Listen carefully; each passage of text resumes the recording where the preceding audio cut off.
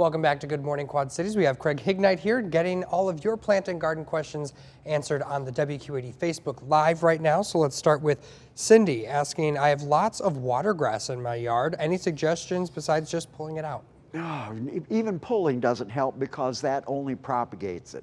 There is a product called Tenacity. The only problem being that it comes in a bottle about that big, and that treats like over an acre, and it costs enough to treat over an acre. It's in the hundreds of dollars. Oh. The important thing is we're coming to the point now where late August, you go out and you kill the areas of watergrass. Roundup is the route to go there. And then about the first or second week in September, you go back in and overseed that area because watergrass, it's perennial, it's not going away. Pulling it only propagates it. Oh, well, I've been doing that wrong. So this is from Cindy. Best time to split rhubarb plants? Best time to split rhubarb is when they first come up in the spring, when the little leaves are only about a couple of 3 inches tall. At that point, you can have a new bed ready so that you can get them out of the ground and back in the ground. And remember, you're a homeowner. When we get crowns in, if they have 1, 2, 3 buds on them, we're very happy. At home, you can leave 5 or more buds on each crown so that your rhubarb goes ahead and recuperates much more quickly after you divide it. All right, and then Sue, how do I get rid of violets in my yard? They are taking over. Okay, for that you would want to use either weed-free zone or poison ivy killer. And actually we're coming to the point where weed-free zone is going to be usable again. We don't like to use it above 80 degrees, but the weed-free zone should take them down, and I'm really sure that the poison ivy killer will take them down. Oh, and the poison ivy killer does not kill grass, just like weed-free zone. So you don't have to worry about that, but keep them both off of desirable plant material. All right, this is from Brandon. What is eating my sweet corn leaves off? Sweet corn leaves, it could be, well, we're past the Japanese beetles, although they could have been a culprit. There are many other insects out there. The thing is that you can use an insecticide like Sevin, S-E-V-I-N, and it will go ahead and it will take care of the insects. And of course, when you peel the corn, the Sevin goes with the peels into the compost pile. Good deal. Kathy says, I have a 48-year-old mother-in-law's tongue. I have numerous babies coming up, but the long stems are falling over. Still green, there's no brown ends. How do I stop it from falling over? Give it more light. Usually, we do recommend mother-in-law's tongues for low light areas, but if you can give it a little more light, it's going to get stronger. Also, you go in every day, grab the pot, and do this.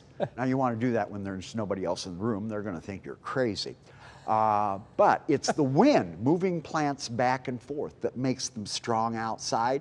Plants sitting in the house that never gets touched just sits there and kind of gets weak after a period of time. So just a little shake every day, and of course that quarter turn every 3 days to keep that new side facing the window. So just dance with your plant. Why not? Sounds like fun. Glenda asking, I have a young sycamore tree and the leaves are having brown spots on them. Is this from too little watering? No, I think at this point I'm not expecting to find pristine leaves on hardly any plant. If it was spring, it could have been anthracnose. Could even be a little bit of anthracnose that didn't take the leaf clear off the tree and it's still sitting there. But this is not going to be deadly. Don't worry about it. A few brown spots this time of the year, just keep an eye on it and make sure that it's not spreading. Anthracnose is long gone, so we can count that one out. But there are other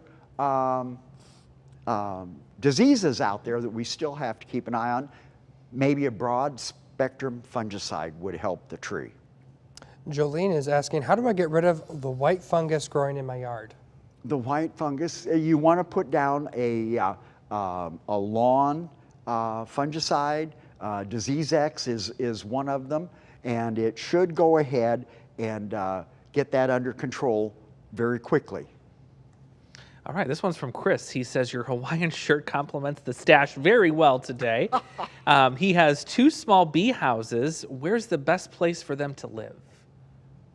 Actually, you probably want to put it up under the eaves of a garden house or a garage where it's protected from the rain, and I would probably put it on either the south or the west side where there's the best air movement. But kind of protected from the rain a little bit would be a good place for those bee houses. All right. Sue is asking, how do you deadhead hibiscus plants? Hibiscus, it's just a matter of going in and popping off the dead flowers, and that's both perennial and tropical that we're going to be bringing in a house later in the fall. And it's good to deadhead. It lets the plant not set seed, so it puts more production into new flowers rather than growing seed. All right, and last one from Holly. Can you grow a new Rose of Sharon from a clipping? Yes, many roses, being in the hibiscus family, they will root. It's not the easiest plant on earth to root, but I would wait and do this around next Memorial Day, not going into winter this time of the year. But yes, you can root cuttings of the hibiscus family, but do it in the spring. A lot of amazing questions. Yeah. today. Yeah, Thank you, Craig, boy, so they much. yeah. We appreciate that. So you can join the Facebook Live on the WQAD Facebook page every Wednesday when we ask Craig these questions.